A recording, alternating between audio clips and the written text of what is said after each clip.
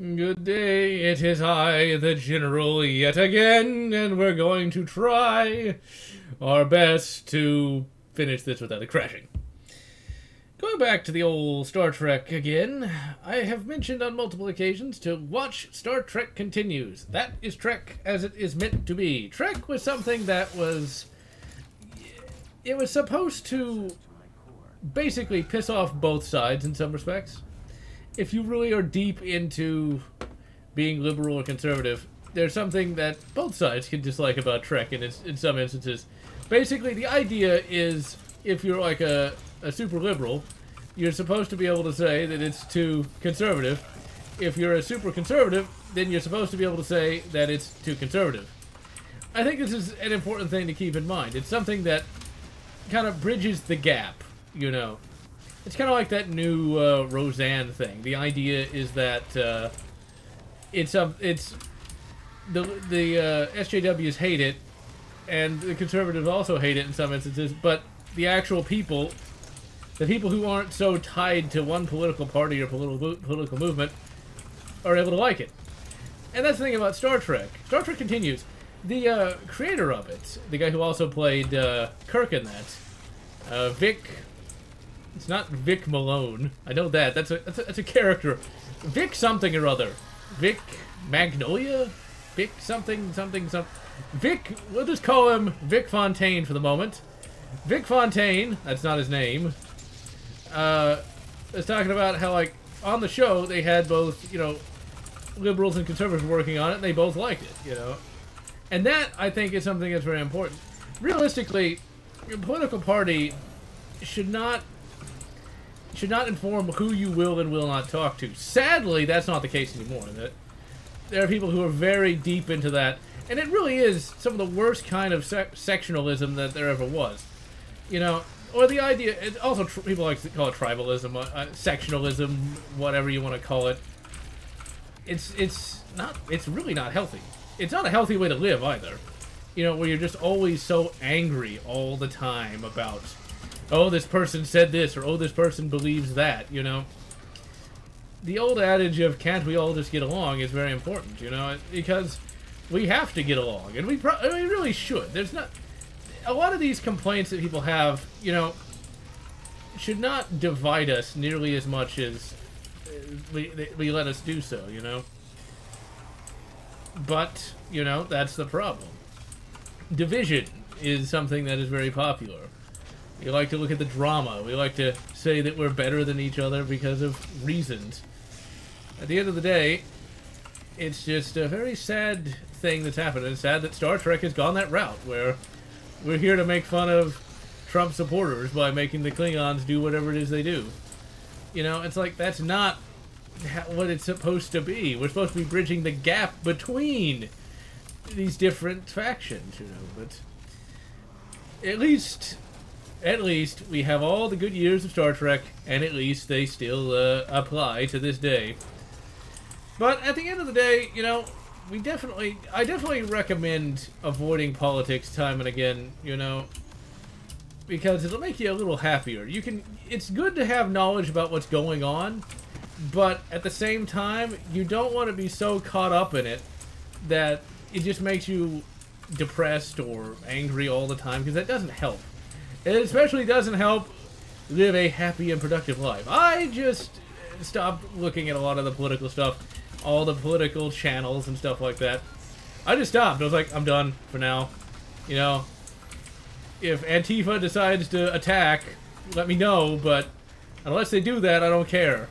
You know? And honestly, Antifa is a threat, of course, because they're very violent, they're very, very intolerant of everything that they don't like. But there's not enough of them. There's just not enough crazies out there to really support that. And it's just sad that we have these, what are effectively Red Guards, running around beating people up and everything. But ultimately, you know, they fold fairly quickly, because not even they believe some of the crap that they say. Shit. I did not even... Ah, wait. Aha! Ate your heart out. Eventually, I really need... a TV show just popped into my head for some reason that has absolutely nothing to do with anything. Do I have any ammo at all for anything that I can that I can actually? This is actually a legitimate weapon. Something that's not effectively a 22. Get him. A random show popped into my head. It's some weird. Well, it's not weird.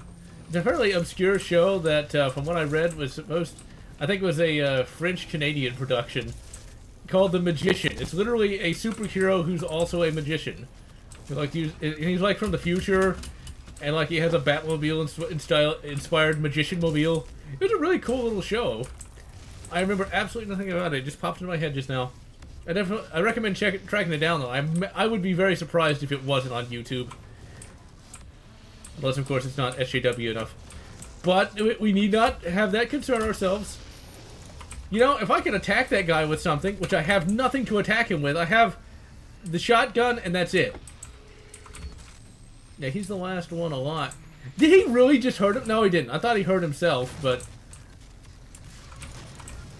Oh, fucking hell. Come on. Well, thank you. And smack him! Well, thank you. Of course, he didn't give me any ammo. Well, that was easy. But that's the thing these days. Everything has to be so marketable. No one wants to take any chances with any kind of new IPs. I think now that I actually have this on a more reasonable difficulty level. Okay, in every Doom game, there has to be this kind of weird elevator thing now. After Doom 3, they gotta have it. And honestly, this is a really cool style of elevator. I don't think we actually get attacked on here, though. I don't remember, but I remember getting attacked a bunch on the one in Doom 3.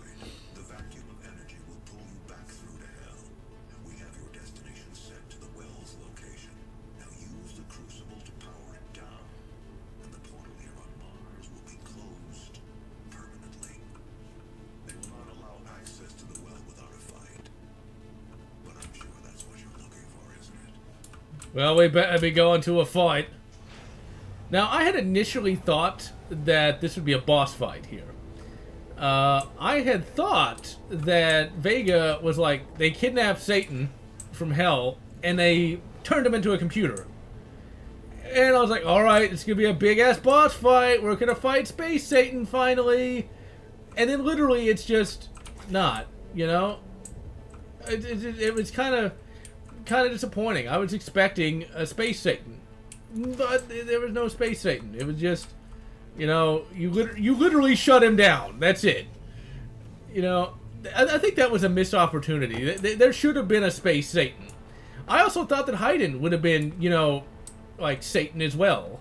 Like, if it wasn't Vega, then it had to be Haydn, but of course it wasn't. Haydn's just a brain in a robot body. That's it. I think he should have been Satan. He might have been, and they changed it halfway through. But look at that. Doesn't it look like that Vega should be Satan?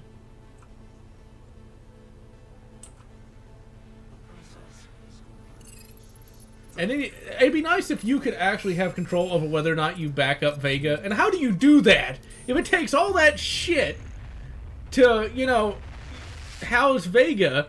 Then, you know, backing him up shouldn't be that easy. Like, what is he, Optimus Prime, and you can back him up on a 5 1/4-inch floppy? In any event, the game didn't crash, and I am GeneralLotz, and I'm gonna wish you good. Optimus Prime on a 5 1/4-inch floppy disk. Or whatever makes you happy.